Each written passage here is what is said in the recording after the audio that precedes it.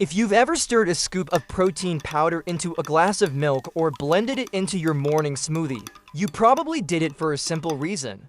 You wanted something healthy, something clean, something that would help your body stay strong. For decades, protein powder has been marketed as the shortcut to better health. Stronger muscles, better recovery, healthy aging. And if you're watching your diet, it often feels like the perfect solution. Just one scoop, and suddenly your breakfast has 20 or 30 grams of protein. But what if that scoop contains far more than what the label shows? What if some of the most popular protein powders on store shelves contain substances that were never meant to be part of your daily routine? Heavy metals, industrial contaminants, hidden sweeteners, even residues from pesticides and manufacturing processes that never appear on the front of the container. And here's the part that might surprise you most. In many cases, these ingredients are technically legal. Over the past several years, independent laboratory tests, consumer watchdog groups, and investigative journalists have uncovered something troubling about parts of the protein powder industry. Some of the brands people trust the most are also the ones raising serious questions. And if you grew up in an era when food felt simpler, when milk came from a local dairy and ingredients lists were short enough to read without a magnifying glass, this might feel like a very different world. Because today, a supplement that promises pure protein may contain far more than just protein.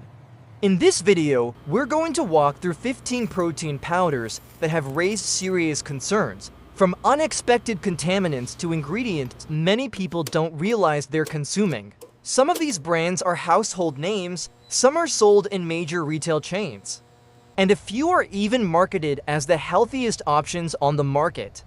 But as you'll see, the truth inside the tub can sometimes look very different from the picture on the label. And before we begin, I want to ask you something. Have you ever taken protein powder regularly? Maybe after a workout, maybe in a smoothie. Or maybe because a doctor or nutrition article suggested it as a way to maintain muscle as we age. If so, I'd really like to hear your experience. Let me know in the comments what brand you've used and whether you still trust it today. Because the more people share their stories, the more we all learn. Now, let's start with one of the most recognizable names in the supplement aisle. A protein powder that millions of Americans have bought for decades. And one that independent testing has repeatedly placed under the microscope. Orgain organic protein powder is often marketed as the gold standard of clean nutrition. The packaging looks reassuring. Words like organic, plant-based, and clean protein appear prominently on the label. For many shoppers, those words signal safety. But when independent testing organizations analyzed various plant-based protein powders in recent years, they found something troubling about several brands in this category. Elevated levels of heavy metals, specifically lead and cadmium. Now, these metals aren't intentionally added. They typically come from soil contamination where crops like peas, rice, or hemp are grown. Plants absorb these metals from the environment, and when those plants are concentrated into protein powders, the levels can become surprisingly high. In some plant-based powders, a single serving delivered measurable amounts of these contaminants. That doesn't necessarily mean a single scoop will harm you, but the concern grows when people consume these products every day, sometimes multiple times per day, for months or years. And the reason many consumers never hear about this is simple. Supplement labels are not required to list heavy metal levels. So even when the powder inside the container contains measurable amounts of lead or cadmium, that information rarely appears anywhere on the packaging. To the average shopper, it still looks like pure, healthy protein, and Orgain isn't alone. In fact, as we move down this list, you'll notice a pattern emerging, especially with certain plant-based protein powders that rely heavily on ingredients like brown rice protein. Because rice plants are particularly effective at absorbing arsenic from soil and water. Which brings us to the next protein powder that raised eyebrows in laboratory testing, Garden of Life Raw Organic Protein. This brand is widely sold in health food stores and marketed heavily toward people looking for whole food nutrition. The product contains a blend of plant proteins derived from peas, sprouted grains, and seeds. On the surface, it sounds incredibly wholesome. But some third-party analyses have detected measurable levels of heavy metals in certain batches of plant-based protein powders in this category.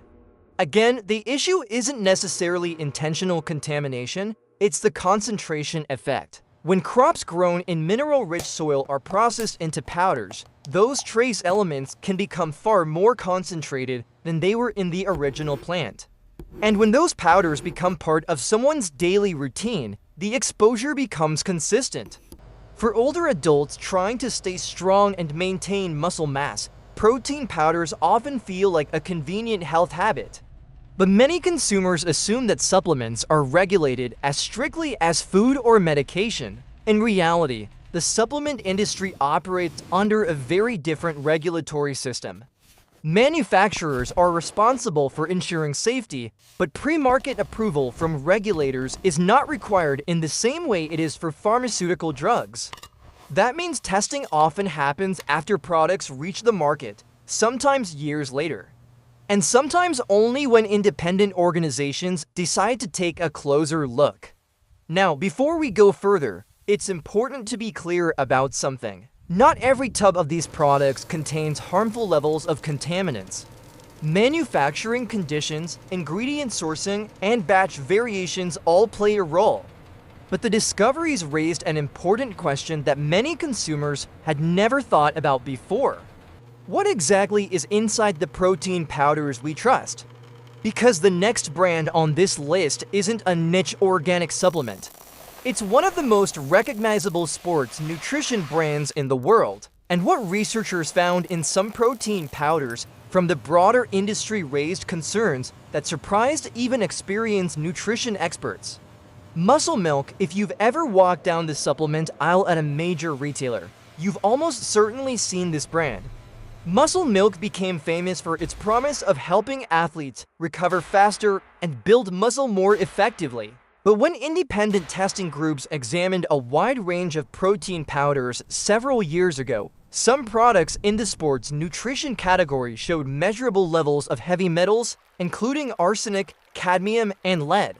Again, the presence of these metals can come from raw ingredients used in manufacturing. Whey protein, cocoa powder, mineral additives, and plant-based components can all contribute trace contaminants depending on how and where they're sourced. The real concern isn't that these substances exist in tiny amounts. The concern is cumulative exposure.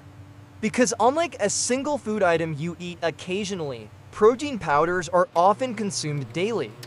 Sometimes for years, and when you start stacking daily exposure on top of exposure from other foods, water, and environmental sources, the picture becomes more complicated.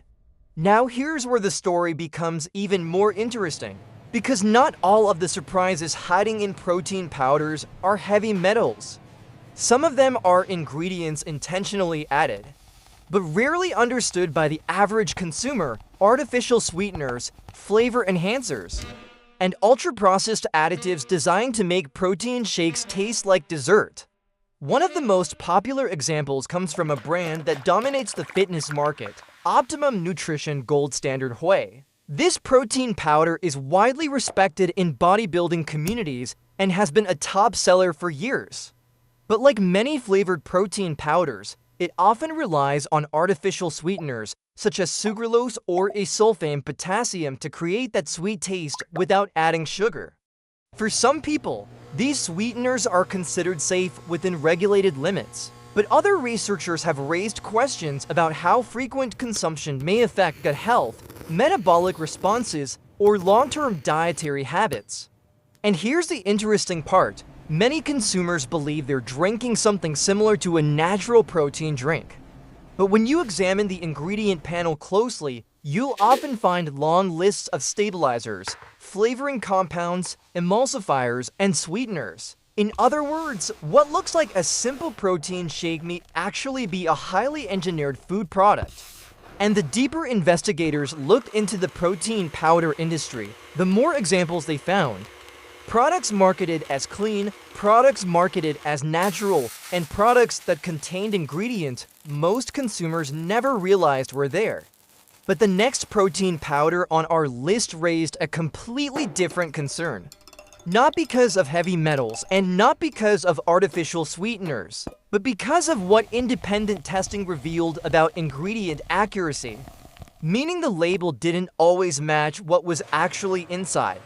And when that discovery made headlines, it forced many people to ask a question they had never considered before. If the label isn't telling the whole story, how many other protein powders might be doing the same? In the next thread, we're going to uncover more brands that sparked controversy, including one that nutrition researchers say may contain far less protein than the label claims, and another that surprised consumers with ingredients that don't appear anywhere on the front of the container. For many people, the assumption feels simple. If a nutrition label says a product contains 24 grams of protein, then that's exactly what you're getting. But several years ago, a series of independent investigations into protein powders uncovered something that shook consumer confidence across the supplement industry. Some products appeared to contain less usable protein than their labels suggested.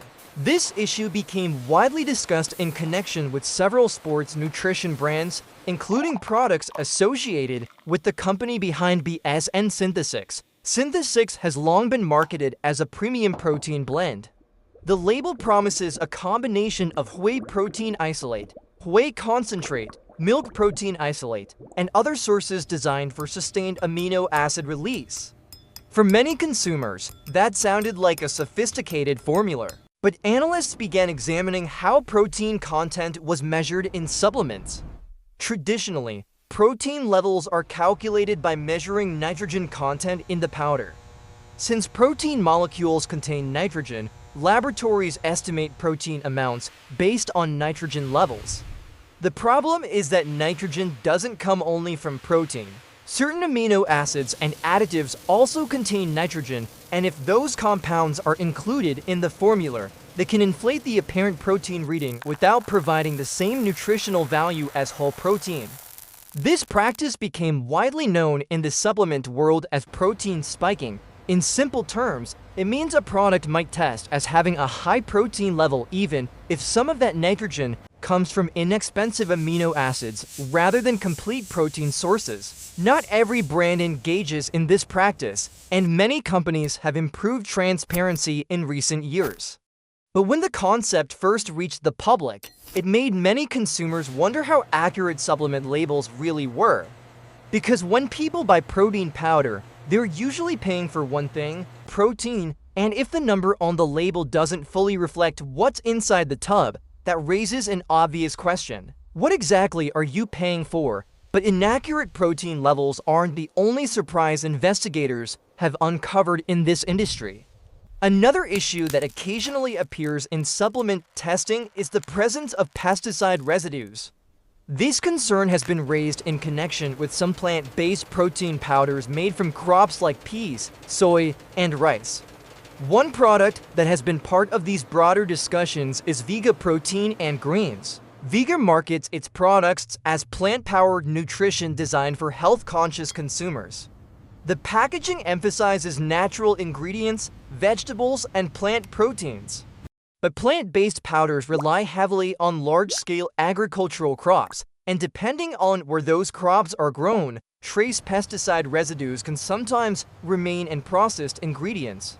Regulatory agencies generally set limits that are considered safe for consumption, but some consumer advocacy groups argue that people using protein powders daily may be exposed more frequently than expected. Once again, the concern isn't necessarily a single serving, it's the habit. Because when something becomes part of your everyday routine, even small exposures can become regular exposures. And that's exactly how most people use protein powders. One scoop in the morning, another scoop after exercise. Sometimes even a third serving later in the day. Over time, that routine can mean hundreds of servings each year. Now here's another detail many consumers never realize. Some protein powders contain thickening agents and stabilizers designed to improve texture and shelf life. Ingredients like carrageenan, xanthan gum, and various emulsifiers are often used to create that creamy shake consistency. One widely sold brand that has used similar formulation techniques in certain products is Premier Protein Powder. Carrageenan, which is derived from seaweed, has been used in foods for decades as a thickening agent. Some scientists consider it safe in its food-grade form, while others have raised questions about how degraded forms of carrageenan might affect inflammation in the digestive system. The debate remains ongoing, and regulatory agencies currently allow its use in many food products. But the controversy illustrates a broader issue. Protein powder labels often look simple on the front, but the ingredient list on the back can reveal a very different story. And for consumers trying to choose something clean, those details can make a big difference. Another example comes from a brand many shoppers recognize immediately when they walk into warehouse stores or large retail chains: Body Fortress Super Advanced Whey Protein. Body Fortress has long marketed itself as a high-value option that delivers large amounts of protein at a lower price than many competitors. But some laboratory tests of protein powders across the industry have occasionally detected trace heavy metals in products using cocoa powder, dairy ingredients, or mineral blends. Again, these contaminants typically originate from environmental sources rather than deliberate additions. But the pattern that keeps appearing is that protein powders can concentrate compounds from their raw ingredients. When milk is turned into whey protein concentrate, when rice is processed into protein powder, when cocoa beans are turned into chocolate flavoring, all of those steps concentrate the original material. And anything present in that material can become more concentrated as well. That's why some experts say third-party testing has become one of the most important tools for consumers. Organizations like NSF International, Informed Choice, and other certification programs test supplements to verify purity, ingredient accuracy, and contaminant levels. But here's the catch: participation in those programs is voluntary. Many companies choose to participate, many others do not. Which means the tubs of protein powder sitting next to each other on a store shelf might be held to very different testing standards. Now let's talk about another protein powder that has sparked discussion among nutrition experts: Isopure Low Carb Protein Powder. Isopure is often marketed toward people following low carbohydrate diets or managing blood sugar levels. The formula emphasizes whey protein isolate with minimal carbohydrates. But flavored versions of low-carb protein powders frequently rely heavily on artificial sweeteners to maintain taste, while keeping sugar levels near zero. Ingredients like sucralose, acesulfame potassium, and other sweeteners appear in many formulas across the supplement industry. Some nutrition researchers argue these ingredients allow people to enjoy sweet foods without consuming sugar. Others question whether regular consumption may alter taste preferences or affect gut microbiota over time. The science continues to evolve. But what remains clear is that many protein powders are far more processed than the word protein might suggest. Another brand that frequently appears in the supplement aisle is Dymatize ISO100. This hydrolyzed whey protein isolate is marketed heavily to athletes who want fast-absorbing protein after workouts. Hydrolyzed whey means the protein has been partially broken down into smaller peptides to speed digestion. But processing methods like hydrolysis involve additional manufacturing steps, filtration processes, and flavor adjustments. And every extra step in manufacturing introduces another opportunity for additives, stabilizers, and processing residues to enter the final product. Again, that doesn't automatically make the product unsafe. But it does remind consumers that protein powder is rarely as simple as it sounds. And then there are products that appear to be the cleanest of all. Unflavored protein powders with only one ingredient. Or at least that's what the label suggests. One example is Naked Whey. This brand markets itself as containing just whey protein concentrate sourced from grass-fed cows. No artificial flavors, no sweeteners, no additives. And for many consumers, that simplicity is appealing. But even in products with minimal ingredient lists, the quality of the raw material still matters. Milk from different regions can contain varying levels of environmental contaminants depending on soil conditions, feed quality, and farming practices. That's why independent testing remains the only reliable way to confirm purity levels in many supplements. Which brings us to one of the most surprising parts of this investigation. Because the biggest issue with protein powders may not be a single brand. It may be the assumption many people have about supplements in general. A lot of consumers believe supplements are regulated the same way medications are. But in reality, supplements fall into a separate regulatory category.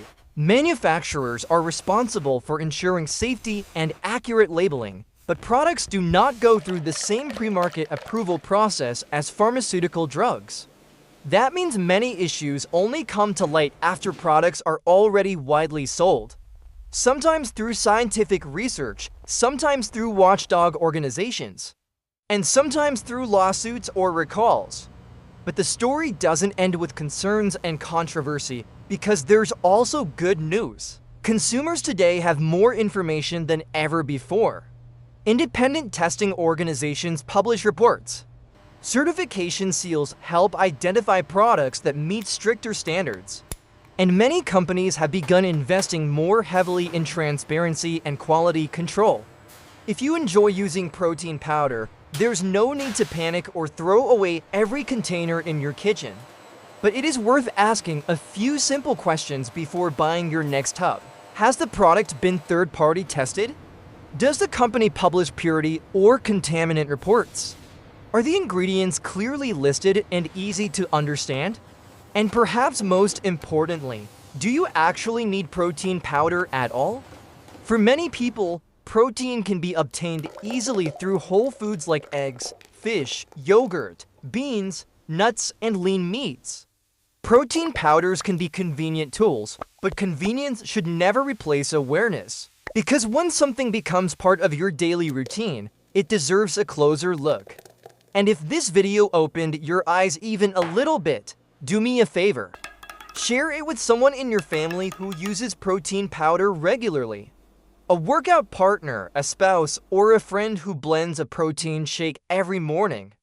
Sometimes the most powerful form of consumer protection is simply knowing what questions to ask. And in today's world of highly processed supplements, that knowledge might be the most valuable ingredient of all.